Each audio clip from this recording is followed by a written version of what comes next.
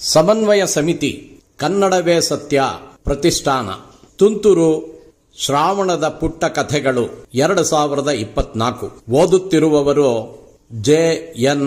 Jagannath. Video ಸಂಸ್ಕರಣ ಶ್ರೀ ಗುರುಪ್ರಸಾದ್ ಹಾಲ್ಕುರಿಕೆ. ಅಡ್ಡಪಂಕ್ತಿ ಲೇಖಕರು Shridhara Rao H. ಮೂಕಕ್ಕ ನನ್ನ ಪ್ರೀತಿಯ ಅಕ್ಕ, ಬೆಳ್ಳನೆಯ ಬಣ್ಣ, ಗುಂಗುರು ಕೂದಲು, ನಕ್ಕರೆ ಗಲ್ಲದಲ್ಲಿ ಗುಳಿ, ಇನ್ನೊಂದು ಗಲ್ಲದಲ್ಲಿ ಸಣ್ಣ ಕಪ್ಪನೆಯ ಮಚ್ಚೆ. ಮಲೆನಾಡಿನ 20 ಜನರ ಸಹಕುಟುಂಬದಲ್ಲಿ 6ರ ಹರೆಯದ ನನ್ನ ಆರೈಕೆಯ ಹೊಣೆ ಅಕ್ಕನದ್ದೇ. ಮನೆ ತುಂಬ ಓಡಾಟ 16ರ ಅಕ್ಕನದ್ದೇ. ಎಷ್ಟೋ ಮನೆ ಕೆಲಸದಲ್ಲಿ ಊಟಕ್ಕೆ ಎಲೆ ಹಾಕುವುದು ಒಂದು. ಮೂಕಕ್ಕನ ದಾವಣಿ ಹಿಡಿದುಕೊಂಡು ಎಲೆ ಲೆಕ್ಕ ಹಾಕುತ್ತಿದ್ದುದು ನನಗಿನ್ನೂ ನೆನಪಿದೆ. ಸಾಲಿನ ಕೊನೆಯಲ್ಲಿ ಅಡ್ಡಲಾಗಿ 2 ಎಲೆ ಹಾಕುತ್ತಿದ್ದ ಅಕ್ಕನನ್ನು ಅದ್ಯಾಕೆ ಎಂದರೆ, ಅಡ್ಡ ಪಂಕ್ತಿ ಕಣೋ, ನನಗೆ ಮತ್ತು ನಮ್ಮಮ್ಮನಿಗೆ, ನಿನಗರ್ಥ ಆಗಲ್ಲ ಎನ್ನುತ್ತಿದ್ದಳು. ನನಗೆ ಅರ್ಥವಾದಾಗ ಕಾವೇರಿ ಚಿಕ್ಕಿಗೆ ಮದುವೆಯಾಗಿ 1 ವರ್ಷದಲ್ಲಿ ಚಿಕ್ಕಪ್ಪ ಮಲೇರಿಯಾದಿಂದ ತೀರಿ ಹೋಗಿದ್ದನಂತೆ. ಮೂಕಕ್ಕ ಚಿಕ್ಕಿಗೆ ಆಮೇಲೆ ಹುಟ್ಟಿದಳಂತೆ. ಹಾಗಾಗಿ ಜಾತಿಯಿಂದ ಹೊರಕ್ಕೆ. ಯಾರೋ ಮಾಡಿದ ತಪ್ಪಿಗೆ ಚಿಕ್ಕಿಗೆ ಏಕೆ ಶಿಕ್ಷೆ? ಮೂಕಕ್ಕನಿಗೇಕೆ ಬಹಿಷ್ಕಾರ? ಮೂಕಕ್ಕನಿಗೆ ಇಂದಿಗೂ ಗೊತ್ತಿಲ್ಲ ಅಪ್ಪ ಯಾರೆಂದು. ಚಿಕ್ಕಿ ಹತ್ತಿರ ಮಂಜುನಾಥ ಸ್ವಾಮಿಯ ಆಣೆ ಪ್ರಮಾಣ ಮಾಡಿಸಿಕೊಂಡಿದ್ದದಂತೆ ಆ ಮಹಾಶಯ. ಅಕ್ಕನ ಮನೆ ಕೆಲಸ ಮುಗಿದೊಡನೆಯೇ ಸುತ್ತಾಟ. ತೋಟಕ್ಕೆ ಹೋದರೆ ಬಾಳೆಹಣ್ಣು, ಚಕೋತ, ಪೇರಳೆ ಹಣ್ಣು, ಗುಡ್ಡದಲ್ಲಾದರೆ ಕೆಂಪ್ಳ ಹಣ್ಣು, ನೇರಳೆ ಹಣ್ಣು, ಜಂಬು ನೇರಳೆ ಹಣ್ಣು, ಬೆಳಮರಳ ಹಣ್ಣು, ಮಿಟ್ಟಲೆ ಹಣ್ಣು. ಅಕ್ಕ ಯಾಕೆ ಶಾಲೆಗೆ ಹೋಗಲ್ಲ? ನಾನು 6ನೇ ಕ್ಲಾಸ್ ಪಾಸ್ ಕಣೋ, ಆಮೇಲೆ ದೊಡ್ಡವಳಾದೆ ಅಂತ ಕಳಿಸ್ಲಿಲ್ಲ. ದೊಡ್ಡವರಾಗೋದು ಅಂದ್ರೆ ಏನು? ನಾನು ದೊಡ್ಡವನಾದರೆ ಶಾಲೆ ಹೋಗೋದು ಬೇಡವಾ? ನಿಂಗೆ ಅರ್ಥ ಆಗಲ್ಲ. ಅದೇ ವರ್ಷ ನನ್ನನ್ನು ಶಾಲೆಗೆಂದು ಅಜ್ಜನ ಮನೆಗೆ ಕಳಿಸಿದರು. ಬೇಸಿಗೆ ರಜಾದಲ್ಲಿ ಮನೆಗೆ ಬಂದಾಗ ಅಕ್ಕ ಗಂಡನ ಮನೆಯಲ್ಲಿ ಎಂದಾಗ ಬೇಸರವಾಯಿತು. ಅಮ್ಮ ಅಕ್ಕನ ಮನೆಗೆ ಕರೆದುಕೊಂಡು ಹೋದ್ಲು.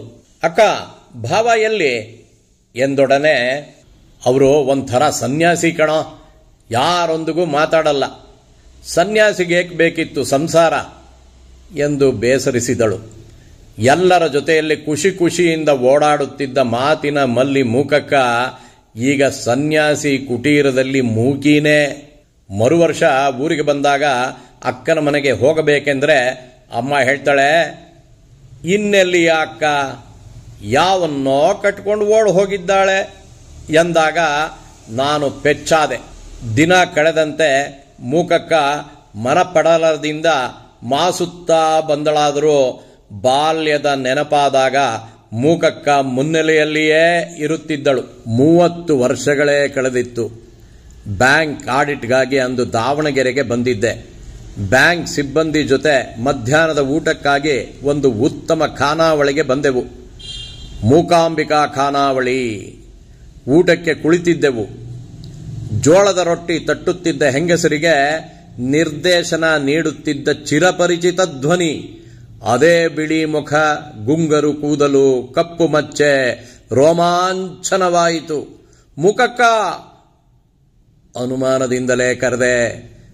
ತಿರುಗಿ ನೋಡಿದ ಅಕ್ಕ 1-2 ನಿಮಿಷ ದಿಟ್ಟಿಸಿ, ರಾಘು ಅಲ್ವೇನೋ, ನೀನೇನೋ ಇಲ್ಲಿ ಎಂದು ನನ್ನ ಬಳಿ ಬಂದಳು. ಇಬ್ಬರ ಕಣ್ಣಲ್ಲೂ ಆನಂದ ಬಾಷ್ಪ. ಗದ್ಗದ ಧ್ವನಿಯಿಂದ ಮಾತೇ ಹೊರಡಲಿಲ್ಲ. ಮೂಕಕ್ಕ, ಕೆಲಸ ಮುಗಿಸಿ ಸಂಜೆ ಬರುವೆ ಎಂದಾಗ, ಇವರೇ ಕಣೋ ನಿಮ್ಮ ಭಾವ ಎಂದು ಗಲ್ಲದಲ್ಲಿದ್ದ ಪರಮೇಶಿಯನ್ನು ಪರಿಚಯಿಸಿದಳು. ಸಂಜೆ ಜರಿ ಸೀರೆ, ಹೂವು, ಹಣ್ಣು, ಸ್ವೀಟ್ಸ್, ಭಾವನಿಗೂ ಬಟ್ಟೆ ತೆಗೆದುಕೊಂಡು ಹೋದೆ. ಮೂಕಕ್ಕ ಖಾನಾವಳಿ ಹಿಂದಿದ್ದ ಮನೆಗೆ ಕರೆದುಕೊಂಡು ಹೋದಳು. ಸಂಕ್ಷಿಪ್ತವಾಗಿ 30 ವರ್ಷದ ಕಥೆಯನ್ನು ಹೇಳಿದಳು.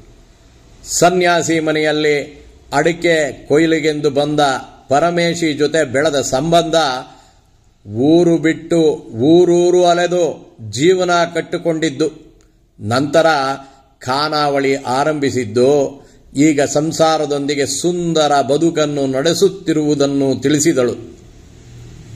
ಎಲ್ಲವನ್ನೂ ಬಿಟ್ಟು ಬಂದೆನಾದರೂ ನಿನ್ನ ಮತ್ತು ಮನೆಯ ನೆನಪು ಇಂದಿಗೂ ಬಿಡಲಾಗಲಿಲ್ಲ.